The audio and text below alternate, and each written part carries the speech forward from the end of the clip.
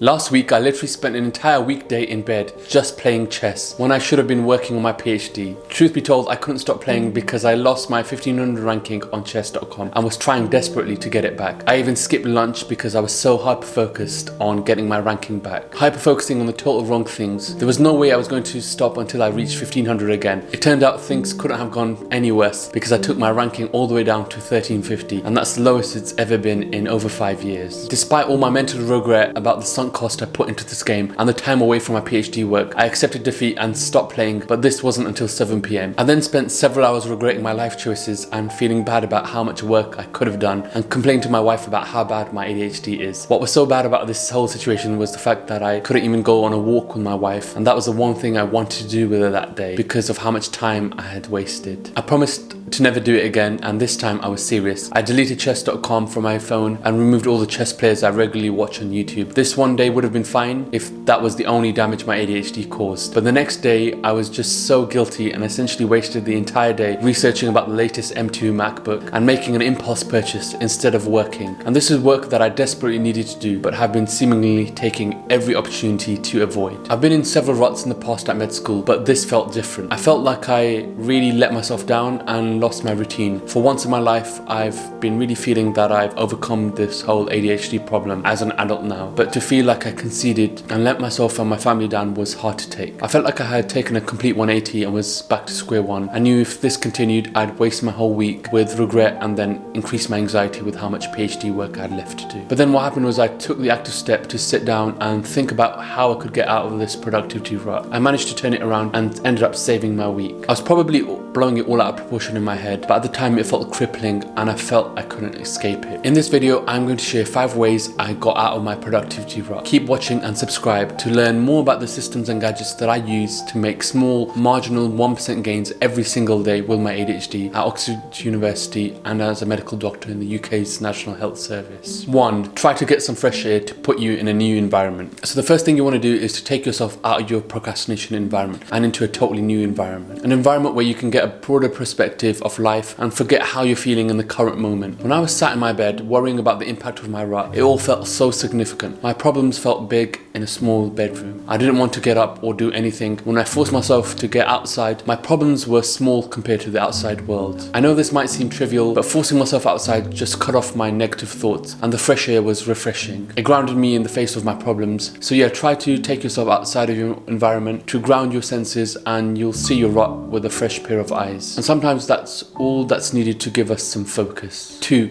Regain as much of your routine and familiarity as possible. When you get into a rut like I was, what I found it did was totally dishevel my routine. My ADHD even made me procrastinate my entire hierarchy of needs because I lost my daily structure. With ADHD, one of the most important things for me, and which I will continue to talk about on this channel, is structure. It's the simple things in our day that we hold on to. We need to do everything to regain a semblance of our normal routine. We just can't handle dramatic change and chaos with ADHD. It's important to acknowledge that when I was in a rut, I wasn't eating regularly, I wasn't exercising, and of course it made sense why I didn't have the optimal conditions around me to work towards my goals. Once you regain some order and a semblance of your normal routine, it'll help you get back into it. So start with the simple things like eating at the same time and eating healthy, keeping your exercise going and unwinding before bed, sleeping at the same time every day and waking up at the same time. Try to get into an early morning routine, especially during the winter when we have limited sunlight in the UK. It's these small changes that will help you restore your routine, familiarity, and help you get out of your rut. 3. Lower the bar significantly. When you start trying to work productively again after being in a rut, the odds are going to be against you. You're almost certainly not going to be able to work or study to the same intensity and same duration as you did previously. It's going to take you a while to get back into it fully, so you need to bide your time. You can't expect to work to the same intensity straight away. It's all about small steps. At the beginning, when you're trying to do deep work, you might need to reduce your Pomodoro sessions to 10 minutes instead of 30 minutes so you can take breaks more often. During this phase, it's very important not to be a perfectionist, as you'll just get yourself into a perfectionism procrastination loop and get yourself into a rut again. You'll find that by lowering the bar and trying to achieve only one thing in your day, a quick win, you'll start to feel motivated again and feel back in it. Motivated motivated to do more. It's important as you try to get out of your rut to slowly get the ring rust off and get into the swing of things before you try to achieve the same level of work as you did before your rut. Quick wins are the key to regaining your confidence here. 4. Use the fresh start effect to your advantage.